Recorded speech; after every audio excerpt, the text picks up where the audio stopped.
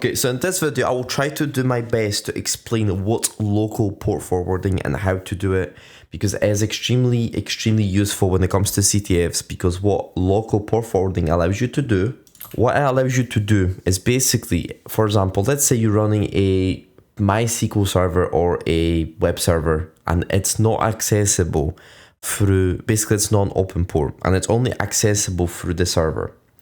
What you can do, if you manage to get credentials to the server, right, you can, obviously, there's many ways you can do that. If you manage to get the credentials, what you can do is, if SSH is open, you can port forward, which allows you to access the servers locally through your attacker machine, right?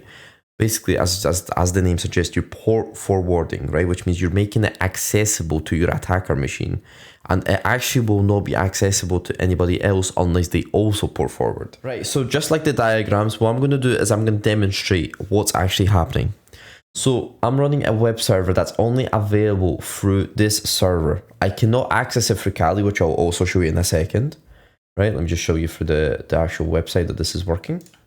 So as you can see, localhost, the website is working because this is on a server. As you can see, it tells you the entry right here. And it says localhost port 5000. Now, if I head to Kali, right, so I'm on Kali, and if I type in HTTP 192.168.881.13.8 and port 5000, I cannot access the web server. Now, but if I know the valid credentials to SSH, which allows me to log in, what you can do is you can port forward, right? So I will demonstrate how to do this right now. So SSH L. And what you need to do is you need to decide what port you want to expose on your attacker machine. In this case, I'm just going to delete, so 3037, 2 dots, localhost, 2 dots, and you need to basically put the port that you want to expose from the server. So in this case, it's just 5000. And obviously just the login and the IP address and my password, which is extremely secret. And as you can see, what I've managed to do is I basically managed to SSH, authenticate, and login. Now, it is important that you do not close this window because this is your, basically, it's like a bridge. If you close this bridge, it will not work anymore, right? So it is important that you do not close this window, right? You can actually interact, you can do whatever you want. It's just don't close this window because the moment you close this window, it will stop working. Now, important thing, check if you have successfully working properly.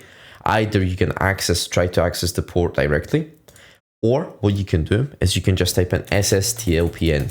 As you can see, it shows you now. Important. It says listen 127 localhost 3037, which means successfully we have port forwarded. And it also actually tells you the process SSH, which basically tells you that the only reason that port 3037 is open is because SSH. So this obviously successfully tells you that the port is running and everything's working as supposed to. Now, one important thing is when you try to access the website, you cannot use the IP address, because what we have done is we have successfully, just a reminder, we have successfully port forwarded the service to our machine. So the service right now is running on our computer. So basically in plain English, so you don't get confused, in plain English, we're sharing the port with the host. So the host is serving the port, and we as like a user, we're also using the port, and it's also accessible for our device, right?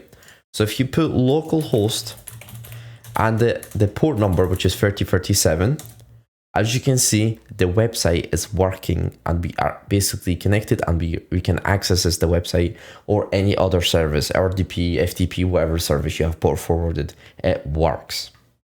Alright, so that'll be it for this video. Don't forget to leave a like, subscribe, comment, and please don't forget to also check my other videos, which should be somewhere on the screen. If not, then go to my playlists.